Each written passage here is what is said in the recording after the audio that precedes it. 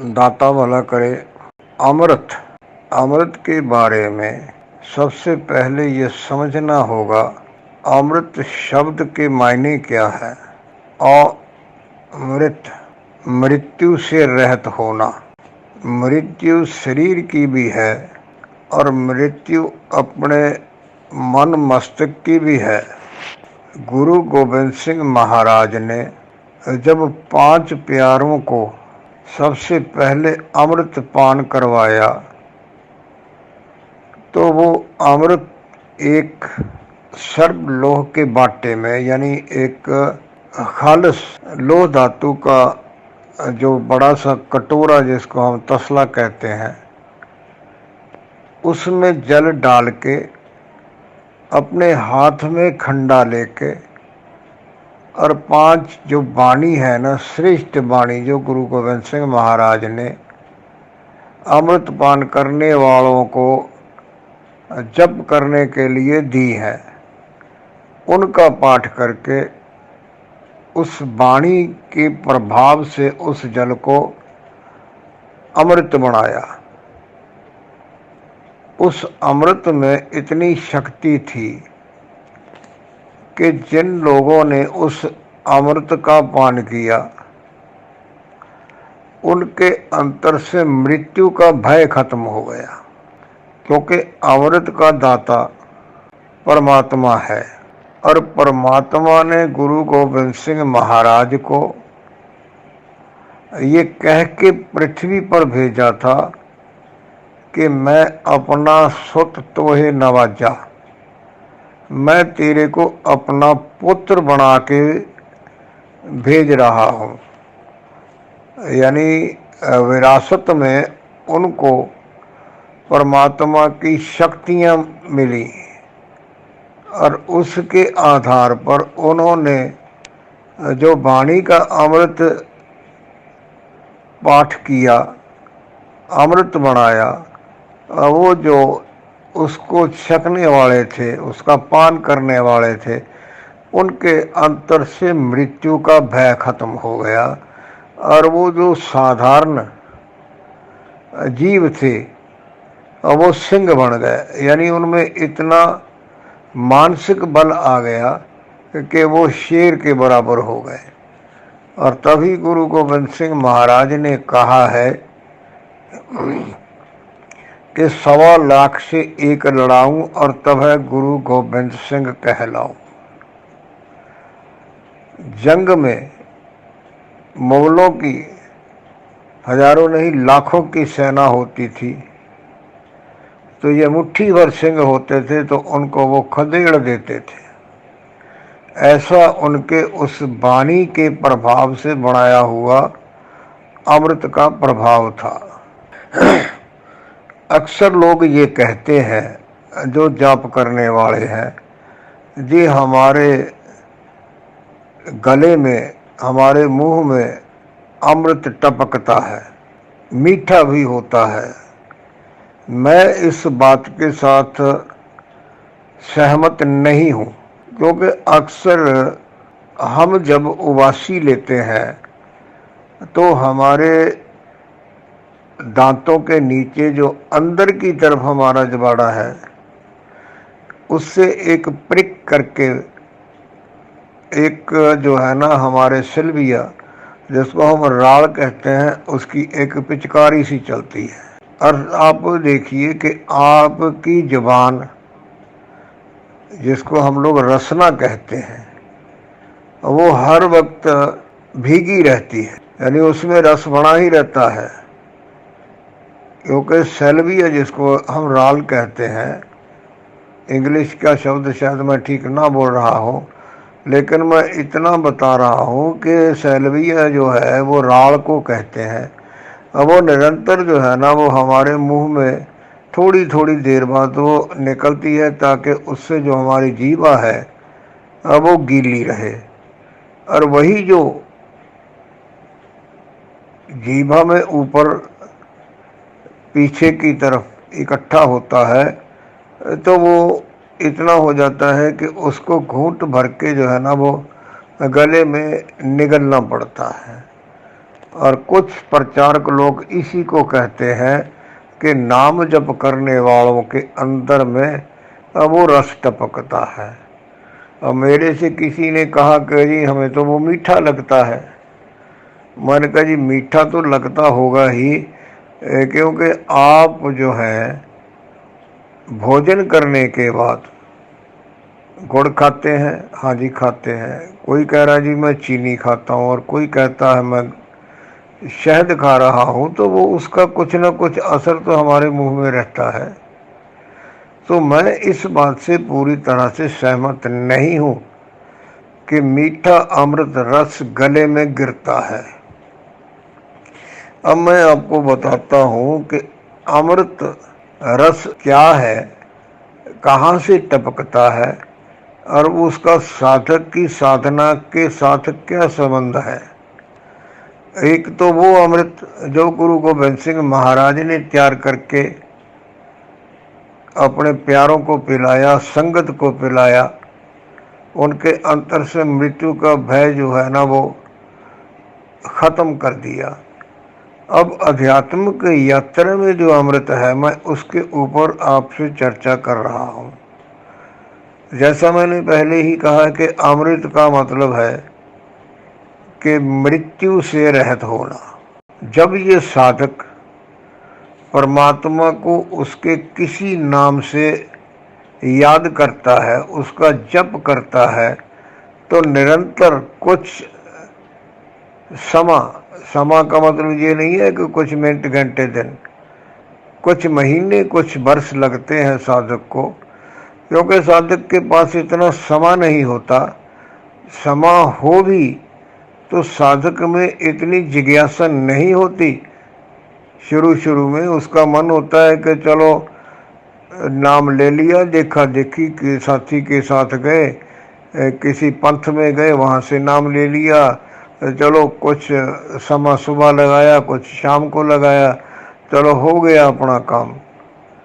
लेकिन निरंतर जो जप करते रहते हैं ना, चलते फिरते उठते बैठते सोते जगते, ये सोते जगते वाली बात मैं आगे जाके क्लियर करूँगा, तो उनके अंतर में ये अवस्था बन जाती है कि उनके अंतर में अपने आप जप होने लगता है, जिसको आध्यात्मिक भाषा में अजपा जप कहते हैं। जब अपने आप जप होने लगता है तो उसके बाद हमारे आंतरिक तत्वों की जो है ना वो ध्वनियाँ सुनाई देने लगती हैं, धुनें सुनाई देने लगती हैं, और वो धुनें भी बदल बदल के एक ऐसी धुन में बदल जाती हैं, जो धुन जो जो संगीत, जो आवाज़, जो नाद जिसकी कोई हद नहीं है, जिसको अनहद कहते हैं, जो परमात्मा ने ब्रह्मांड की रचना करते वक्त हुंकार पैदा की थी, वो आवाज़ जो है वो कंप्लीट साइलेंस। कहीं खेत खलिहान में रात को जाते हैं, दिन को जाते हैं, कोई आवाज़ नहीं है, तो वहाँ भी ऐसी एक आवाज़ सुनाई देती है। किसी बड़े भवन में जाते हैं, हॉल में जाते हैं, चारों ओर बंद होता है, उसका दरवाज़ा खोल के अंदर जाते हैं, तो वहाँ भी वो जो सन्नाटा है उसकी एक आवाज़ होती है, और वो जो सन्नाटे की आवाज़ है वो हमारी आत्मा को परमात्मा के साथ जोड़ने वाली है। और अभी कुछ दिन पहले मैंने परमात्मा के साथ जुड़ने का जो केंद्र है धर्मेंद्र, उसका जिक्र किया था। एक ऑडियो में मैंने ये भी जिक्र किया था कि आपके कितने जन्म बाकी है। तो ऐसी 2-3 ऑडियो मैंने इनके आगे पीछे डाली थी, जिनमें ये स्पष्ट किया था कि ये जो अनहद नाद है ये आत्मा को परमात्मा के साथ जोड़ने वाला है। और कुछ गुरु ग्रंथ साहब के शब्द का, कबीर साहब के शब्द का मैंने वर्णन भी किया था। आज मैं कबीर साहब के उसी श्लोक का फिर वर्णन कर रहा हूँ कि जाप मरे अजपा मरे अनहद भी मर जाए। और सुरत समानी शब्द में वाको काल ना खाए, यानी जप खत्म हुआ अजपा जप शुरू हुआ, अजपा जप खत्म हुआ तो नाद शुरू हुआ। और नाद जो है भांति भांति के जो नाद से वो उस सन्नाटे की आवाज़ में समा गए।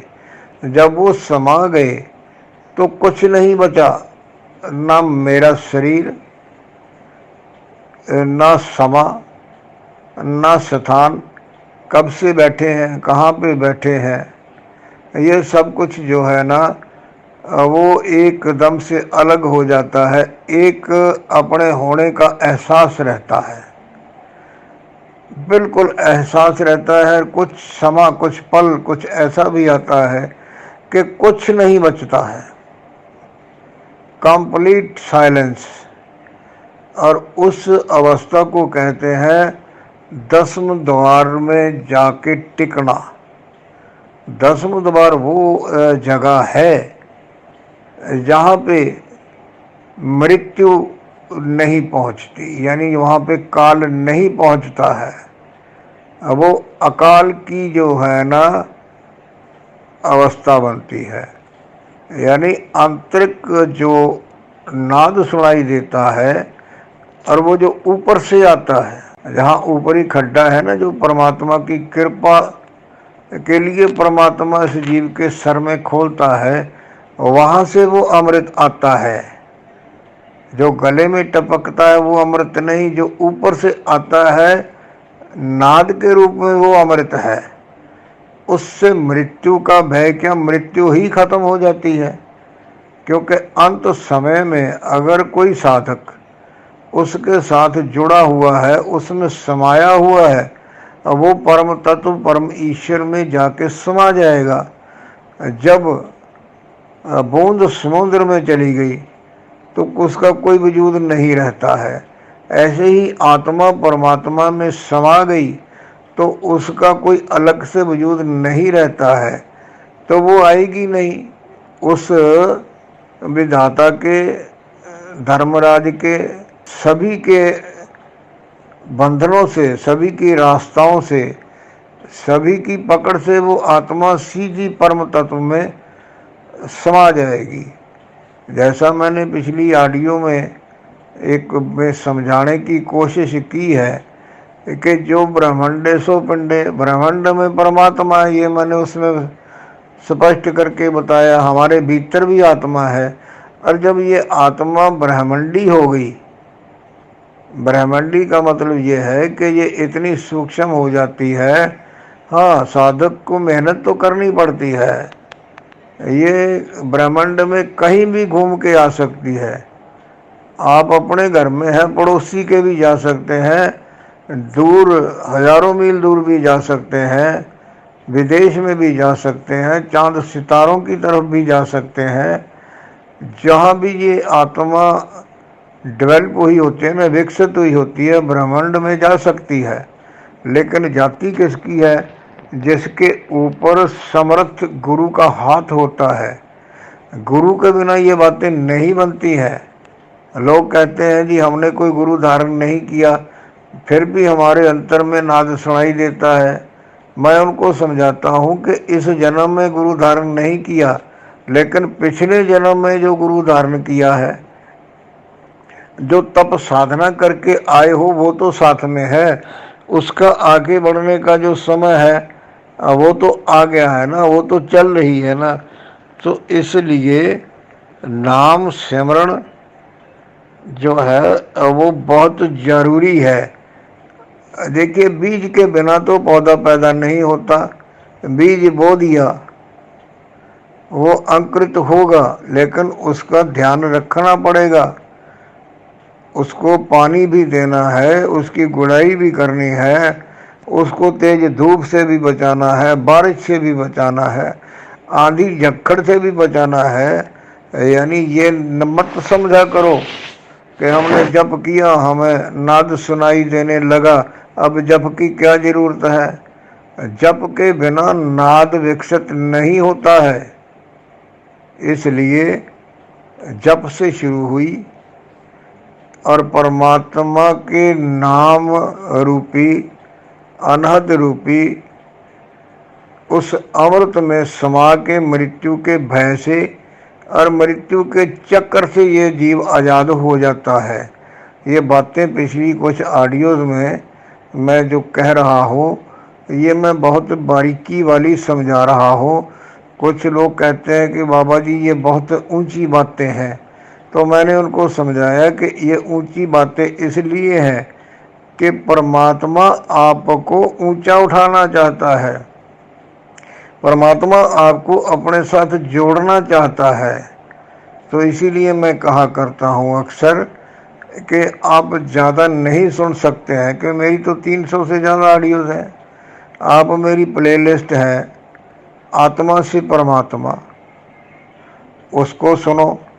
लोग मोबाइल पे डालते हैं आत्मा से परमात्मा, तो एक चैनल है आत्मा से परमात्मा का सफ़र, वो निकलाता है।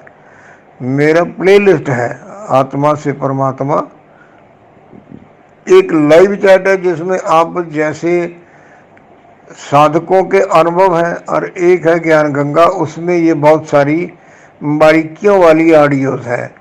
इनको आप एक एक दो दो अगर रोज निरंतर सुनते रहोगे तो आपको जीवन में कभी भी किसी से कुछ पूछने की आवश्यकता नहीं पड़ेगी। ये परमात्मा की कोई विशेष लीला है जो मेरे मुंह से ये बारीक वाली बातें जो है ना ऑडियो के रूप में आप तक पहुंच रही है। क्यों, इसके पीछे भी एक कारण हो सकता है। ये देखिए मेरी उम्र 80 साल हो गई, मैं कब तक रहूँगा? 2 साल रह जाऊँगा, 4 साल रह जाऊँगा, 5 साल रह जाऊँगा। तो ये जो है ये एक खजाना जो है ना परमात्मा ने आप लोगों के लिए मेरे मुंह से जो है ना ये दे दिया है। ये अनमोल खजाना है, जो इसको संभाल लेगा उसको जीवन में आध्यात्मिक यात्रा में कभी भी कोई दिक्कत नहीं आने वाली है। सुनो, समझो और अमल करो। हाँ, मैं इस टाइटल से भी एक प्लेलिस्ट बनाने वाला हूँ जिसमें बहुत सारी बारीकियों वाली बातें जो पिछली ऑडियोज़ में मैं कह चुका हूँ उनकी एक जो है ना लिस्ट की तरह एक तरतीब में मैं दे दूँगा। तो आप सुनिएगा ज़रूर। आपके लाइक माइंड जो आध्यात्मिक यात्री हैं, मेरे से मिले हुए हैं या नहीं मिले हुए हैं, तो जो आपसे अध्यात्मिक की चर्चा करते हैं उनके साथ आप ये ऑडियोज़ को शेयर किया करो, उससे आपको भी पुण्य मिलेगा। हो सकता है किसी भाई बहन को इसकी आवश्यकता हो, क्योंकि कहते हैं ना आप जपे अबरा नाम जपावे, नानक सो जनगत पावे। आप जपे, दूसरों को जपने की प्रेरणा दे, उसका भी भला होता है। धन्यवाद। दाता भला करे।